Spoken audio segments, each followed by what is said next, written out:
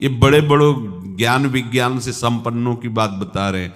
जब अपने में मन आता है तो बहुत भयावह क्लेश पैदा करता है अंदर से, एक ऐसी जलन की बस वो जो कहे उसको मान लो। इसी को जो सह गया वही महात्मा बन जाता है। वो कौन सह गया? जिसने दृढ़ उद्देश्य में, मृत्यु से बढ़कर और क्या कष्ट हो सकता है? अये मन तू और कष्ट क्या दे सकता है? और मैंने मृत्यु का वर्ण कर लिया है, अब मुझे भगवत प्राप्ति ही करनी है। अब तू कितना दंड देगा? मरने से ज्यादा थोड़ी कष्ट होता है। अब तू दे कष्ट, मुझे भगवत प्राप्ति करनी, तेरी एक भी सलाह नहीं मानूंगा। ये कोई भगवत कृपा पात्र उपासक ही दृढ़ निश्चय कर पाता है। नहीं, अपने लोग ऐसे फिसड्डी स्वभाव के हैं, जरा सा वो हमको घुड़की दी, हम उसके साथ हो गए, जो मन में आया उसको करवा लेता है।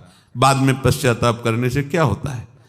फिर वो जब तुम पश्चाताप करोगे तो तुम्हारा साथ दे देगा, क्योंकि उसको तुम्हारा साथ लेके ही सब कार्य करने हैं। अब आज से कभी नहीं, हे भगवान, आज से कभी नहीं।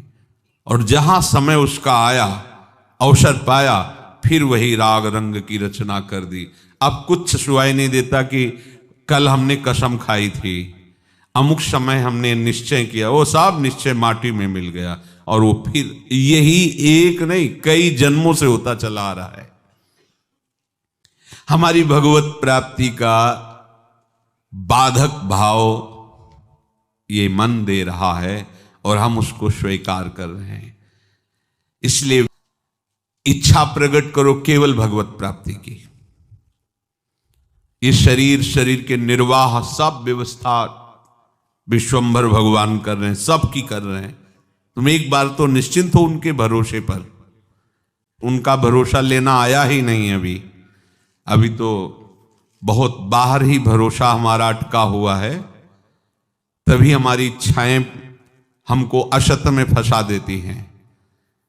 भरोसा केवल लाडली जू का, इच्छा केवल लाडली जू के मिलने की, इच्छा केवल लाडली जू की सेवा की। सब इच्छाएं नष्ट हो जाएंगी एक इच्छा से। सब आशा की फांसी काट देगी ये आशा। एक इच्छा भगवत प्राप्ति की, ये सब इच्छाओं का दमन कर देगी, सब इच्छाओं को नष्ट कर देगी।